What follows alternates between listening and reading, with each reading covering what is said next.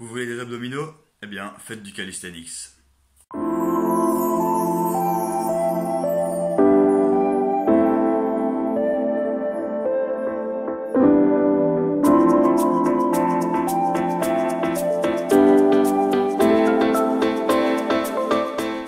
Je vais vous donner donc 5 raisons pour lesquelles le calisthenics serait la discipline de choix pour avoir des abdominaux. Avant tout, si vous êtes adepte des abdos hypopressifs et de la musculation du transverse, veuillez peut-être passer votre chemin car dans cette vidéo nous allons voir quelques exercices qui vont augmenter la pression intra-abdominale. On va chercher à être plus performant à la manière d'un gymnaste, donc ce n'est peut-être pas une approche saine, bien que les exercices seront adaptés à votre niveau. Donc à vous de vous faire votre avis là-dessus. Avant d'aborder ces 5 raisons, nous allons faire un petit cours d'anatomie sur les abdominaux. Donc les abdominaux sont composés du grand droit, du transverse, des obliques internes et externes. Leur action principale sera la flexion du tronc, la rétroversion du bassin, l'inclinaison et la rotation.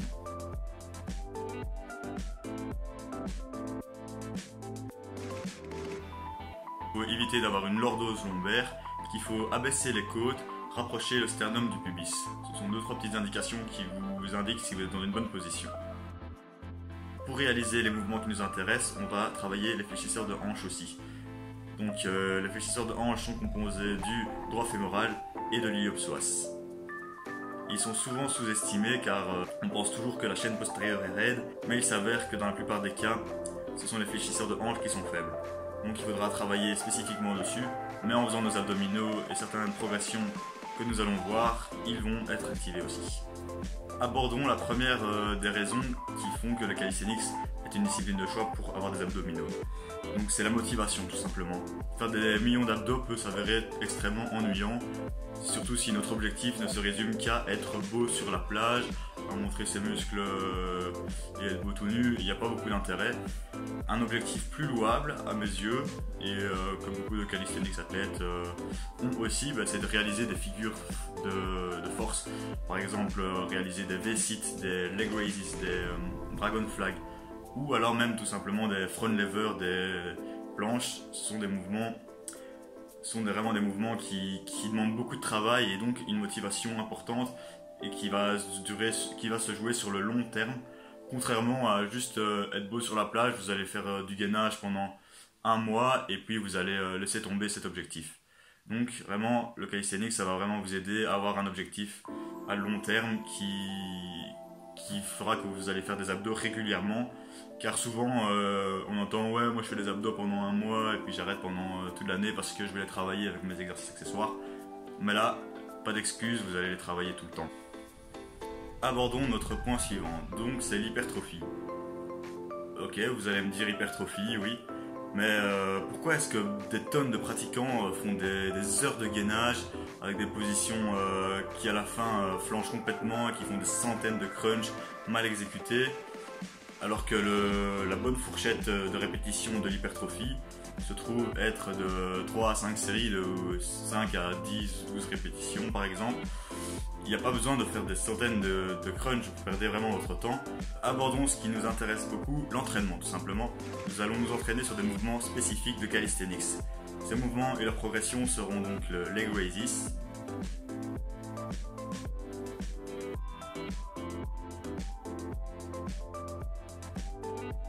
le dragon flag,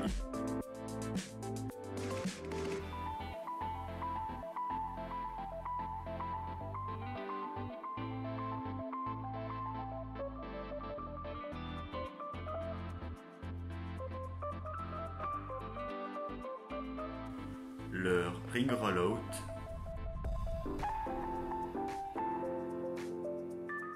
le V-sit, L-sit, V-sit que je ne maîtrise pas encore. Ils sont adaptables à tout niveau si vous partez de la progression la plus basse vers la plus difficile, ce qui vous fait vraiment un travail sur le long terme. Il y a moyen encore de rendre ces exercices plus difficiles en ajoutant du poids, en augmentant encore plus la difficulté, voire carrément aller sur un mana par exemple.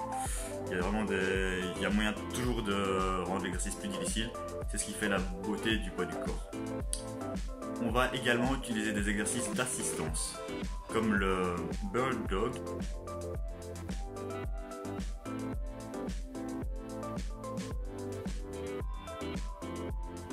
le hollow body